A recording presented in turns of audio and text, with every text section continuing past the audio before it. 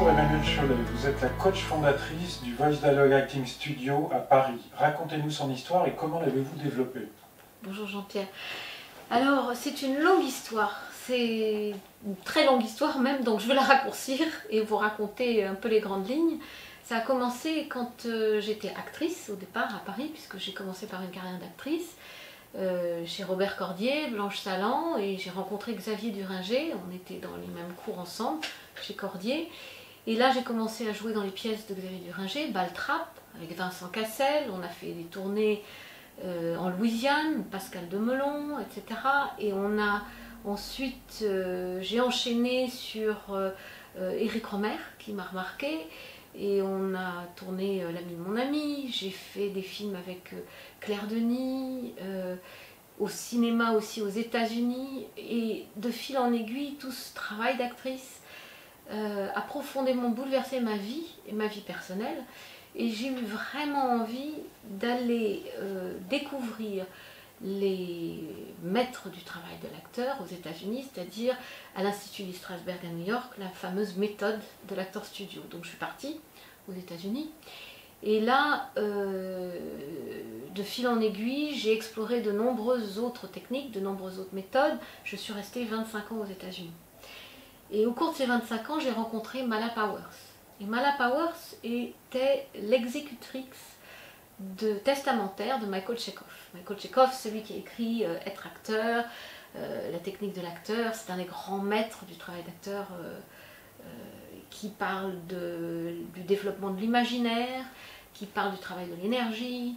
Et Mala Powers nous a fait découvrir, au cours d'un stage mémorable, le Voice Dialogue, qui est une technique développée par Alessidra Stone, qui sont des thérapeutes américains, basée sur l'étude de la conscience et de toutes les différentes parties qui sont ces petites voix qu'on a dans la tête. Et au cours de cette soirée mémorable, moi j'ai eu une sorte de révélation. J'ai découvert que ce travail sur les personnages intérieurs, c'était absolument essentiel pour le travail d'acteur. Et que d'apprendre à aller incarner ces voix intérieures, ces personnages qui sont à l'intérieur de notre conscience, et d'apprendre à aller les écouter, les interviewer, s'en séparer, aller voir un opposé, revenir, ce qui est la base de la méthode du voice dialogue, permet à l'acteur d'apprendre à incarner tout court. Et un acteur, qu'est-ce que ça fait? Ça incarne un personnage scénique. Donc apprendre à incarner, c'était une chose extraordinaire, parce qu'on est vraiment dans le corps, on n'est pas dans l'intellectualisation, et ça c'est très souvent une des problématiques des acteurs. Et donc j'ai décidé d'étudier le voice dialogue, je suis devenue facilitatrice de voice dialogue, j'ai étudié beaucoup d'autres modalités sur l'énergie et le travail énergétique, notamment la relaxation énergétique. Et puis en 2013, suite à des décisions familiales, je suis rentrée en France avec mon époux, et j'ai créé le Voice Dialogue Acting Studio à Paris, pour transmettre tout cet enseignement qui est une fusion entre les méthodes traditionnelles du jeu d'acteur et ce travail de développement personnel du voice dialogue.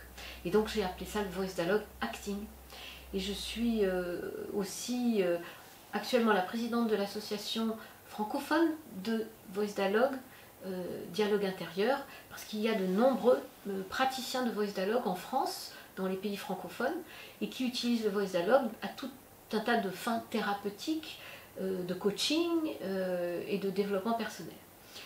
Et donc le Voice Dialogue Acting Studio est la première école en France qui l'utilise pour le travail de l'acteur. Très bien. En quoi êtes-vous différente des autres coachs et studios en fait? Alors la grande différence, c'est qu'on va considérer que l'acteur est son propre instrument. Et ça, bon, c'est un peu une banalité d'une certaine manière, mais nous on va vraiment aller au bout de la réflexion et de la pensée. C'est-à-dire qu'on va faire à la fois du travail de jeu, à la fois du travail de développement personnel, pour que l'acteur apprenne à bien se connaître. Et le travail de développement personnel va se faire dans des sessions individuelles, où on va aller justement essayer de découvrir ses personnages intérieurs, ses voix intérieures, pour que l'acteur apprenne à mieux se connaître et apprenne à travailler avec ses qualités mais aussi ses défauts, et accepter ses défauts, les revendiquer. C'est ce que j'appelle l'art d'être unique. Et puis le troisième volet, ça va être le pilier ça c'est vraiment purement américain, c'est le pilier de ce qu'on appelle le business of acting, c'est-à-dire apprendre à se vendre. Hein. C'est une des grandes difficultés des acteurs, ils viennent souvent, ils me disent je sais que j'ai du talent mais j'arrive pas à me vendre. Et donc ça c'est quelque chose qu'on va aussi développer dans l'école. Et on va avoir des sessions individuelles aussi sur apprendre cet aspect du travail, de la professionnalisation qui est le business of acting, c'est-à-dire apprendre à se représenter dans ce monde du cinéma qui est un monde très compétitif. Et très souvent, ça va être vraiment apprendre à se connaître. Donc ces trois piliers, on va les développer dans des sessions individuelles et des masterclass, qui sont des masterclass en petits groupes, maximum de 10 personnes, et des stages en français, des stages en anglais. On a un stage en anglais qui aura lieu bientôt en juin. Et ce travail-là est un travail, je dirais, holistique sur l'ensemble de l'acteur. Quels conseils donnez-vous aux acteurs dans vos stages ? Alors justement, c'est dans la suite de cette pédagogie-là, c'est connais-toi toi-même. Et ça, c'est quelque chose que je dis dans d'autres vidéos. Connais-toi toi-même, c'est apprendre d'abord qu'est-ce que c'est qu'à l'intérieur de ma conscience. C'est connais-toi toi-même aussi au niveau du corps, du corporel, mais surtout dans la conscience.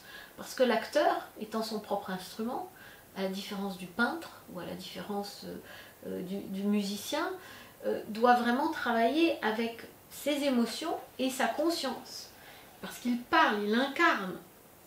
Et donc ses émotions, sa conscience, ça veut dire quoi? Ça veut dire connaître comment on s'est développé, parce que les acteurs avec qui on travaille, ils sont adultes, ils ont déjà un parcours de vie, et donc ils ont déjà eu des développements d'habitudes, d'une certaine manière, de croyances, qui peuvent être positives ou négatives, qui peuvent être les encombrer dans le jeu ou les aider dans le jeu.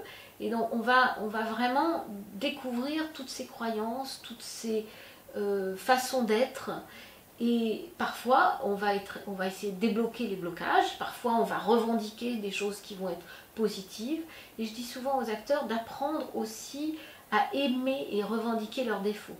C'est l'art d'être unique, c'est-à-dire que dans ce monde du cinéma, tous les rôles sont des personnages humains, donc on va représenter des gens qui sont des gens qui ont des défauts.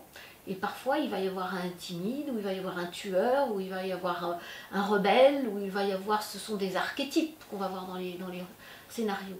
Donc c'est d'apprendre à revendiquer qui on est par rapport aux archétypes qu'on représente. Et ça c'est pas toujours facile, parce qu'il faut apprendre à s'aimer. Et ça c'est la grande difficulté des artistes, apprendre à s'aimer aussi. Très bien. Alors comment vous contacte-t-on? Alors, le site internet, tout simplement, il va être sous la vidéo, c'est voice-dialogue-acting.com ou bien emmanuelcholet.com. Et il sera sous la vidéo. Et on prendra contact avec vous et on aura un entretien de 30 minutes pour discuter avec vous sur vos attentes, vos besoins, vos désirs d'acteur, d'artiste, et de voir comment on peut vous aider. À bientôt, j'espère. Merci Emmanuel, à bientôt. Au revoir, merci.